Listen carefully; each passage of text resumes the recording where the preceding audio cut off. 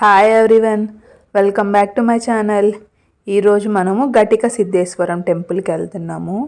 ఇది ఉదయగిరికి 30 కిలోమీటర్స్లో ఉంది. మన నెల్లూరు నుంచి అయితే 110 కిలోమీటర్స్. ఇది చాలా ఓల్డ్ టెంపుల్, రామపురం మండలంలో ఉంది. ఇది 1974లో కాశీనారాయణ స్వామి చేత మళ్ళీ పునర్నిర్మాణం జరిగింది. ఇదైతే చుట్టూరు ప్రకృతి, కొండల మధ్యలో ఉంది. ఇక్కడ శివుడు, ఇష్టకామ్యార్థ సిద్ధిరస్తు అమ్మవారు ఉన్నారు.